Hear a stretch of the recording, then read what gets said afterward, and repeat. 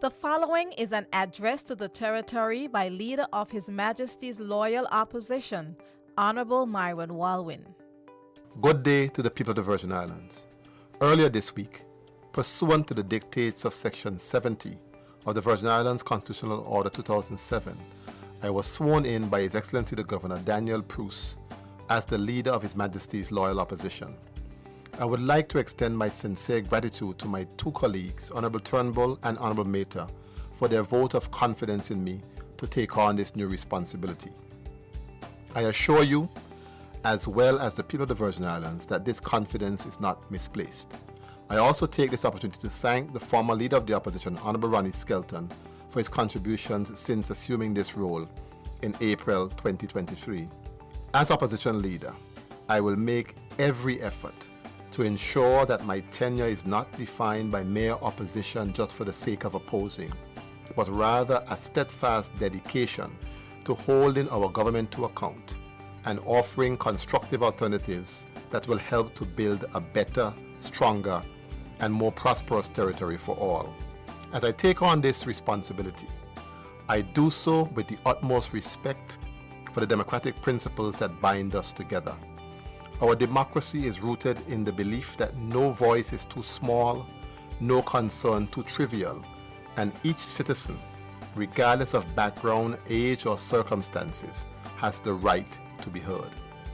To Premier Wheatley and his government, I must emphasize that it is through debate and discussion that the best policies emerge. Our role is not to tear down or undermine, but to question, scrutinize, and hold you to account to ensure that decisions are made in the best interest of the people we serve, because the citizens of this country deserve nothing less than integrity, transparency, and progress. The members of the opposition recently visited the State Assembly in Jersey in the Channel Islands, courtesy of the Commonwealth Parliamentary Association, to observe and examine the work of their Public Accounts Committee. It is my intention to make this particularly important committee more active, overseeing government spending to ensure that public funds are used effectively and responsibly. The Public Accounts Committee will hold government officials accountable for their fiscal management. And during my tenure as Leader of His Majesty's Loyal Opposition, I am stating emphatically that we can expect a far more active Public Accounts Committee in the coming weeks to ensure accountability and transparency. The standing orders of the House of Assembly of the Virgin Islands provide for the formation of special select committees. Special select committees are temporary committees established for a specific purpose or to address a particular issue that requires detailed analysis, investigation, or examination.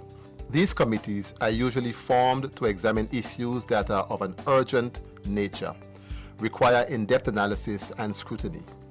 It is also my intention to work along with the other leaders in the House of Assembly to form special select committees to look into certain areas of concern to the public, such as the national health insurance and other issues surrounding healthcare, the current assistance grant program under the auspices of the Social Development Department, and the lack of a reliable supply of potable water, to name a few.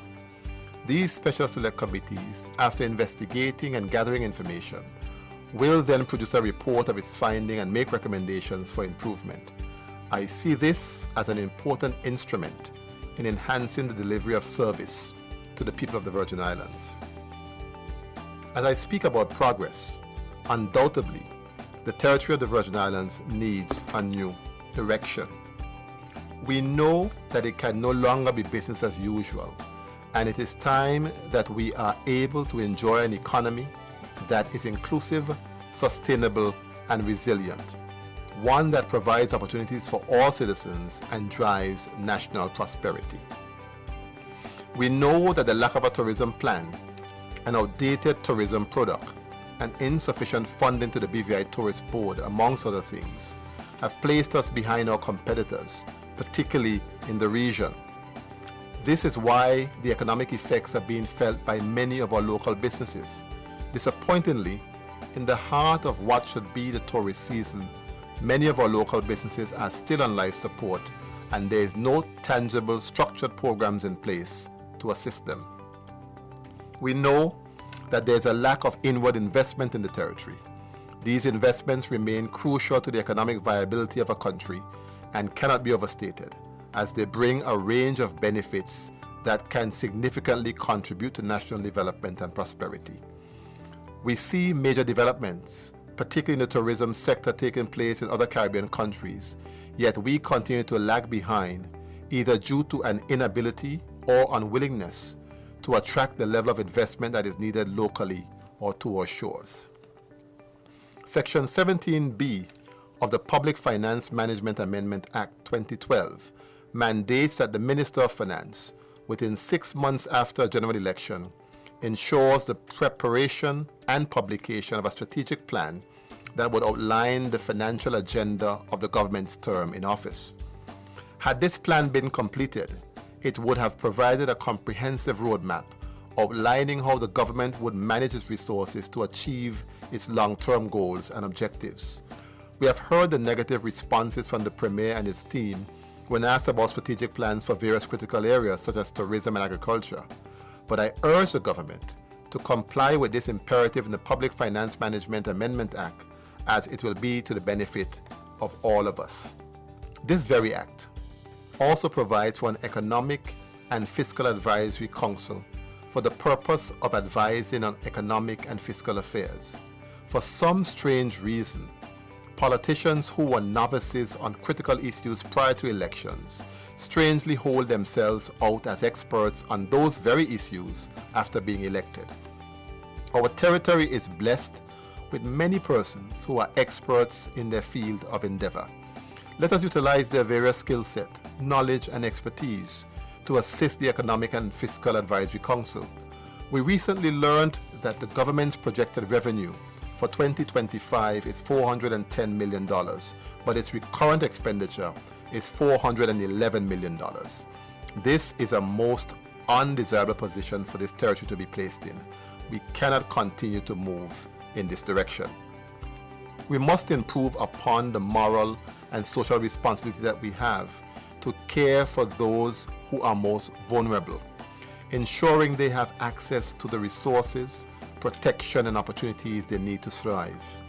Our government's actions must reflect a vision of compassion, where everyone is valued and no one is left behind. Currently, our seniors, government pensioners, and the differently abled adults in our territory are not being cared for in a manner that is dignified and respectful. And these vulnerable groups must watch while hundreds of thousands of dollars are expended on jam and wine parties, while their daily needs and the basic needs of many others in our territory are not being met. Food security is a fundamental pillar of a nation's sovereignty and stability. A country that cannot feed itself is one that faces significant challenges, both in terms of its security and long-term prosperity. Our inability to produce food to adequately feed at least a quarter of our small population not only jeopardizes our health and well-being, but also exposes us to political and economic vulnerabilities. These and many other issues continue to plague our country, from infrastructure to healthcare, quality of education, to access to opportunities. We must get serious about tackling them head-on, as these challenges are not isolated but interconnected and continue to impact the daily lives of citizens, hindering economic growth and preventing the realization of our country's full potential. Over recent months, we have seen far more emphasis placed by our government on securing their positions by luring members from the opposition to the government for the purpose of increasing their numbers and providing greater security of tenure to the Premier. When leaders prioritize their own political survival over real, meaningful progress, the public suffers. Decisions are delayed, policies are half-hearted, and the country's future is put at risk. I encourage the government to put in as much effort to do the job as they are doing to keep the job. To my colleagues in the opposition, I ask for your support, your ideas, and your commitment. Together we are the voice of those who feel unheard. the defenders of the principles that make our territory great, and the builders of a better future. Our unity, determination, and passion will drive the change that our territory needs.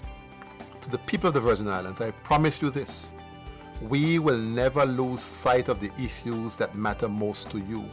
Your concerns will be our concerns, and your hopes will be our guiding force as we work tirelessly to ensure that the policies we propose will make a tangible, positive difference in your lives. Undoubtedly, in the coming days, weeks, and years, there will be challenges. There will be moments of difficulty, debate, and disagreement. However, I ask that you always remember that we are united in our desire to build a stronger, fairer, and more prosperous Virgin Islands. Together, we'll work towards realizing a future where every citizen, every family, and every community can thrive. Thank you, and may the work that we are able to do contribute to a Virgin Islands that we are all proud to call home. The proceeding was an address to the territory by Leader of the Opposition, Honorable Myron Walwyn.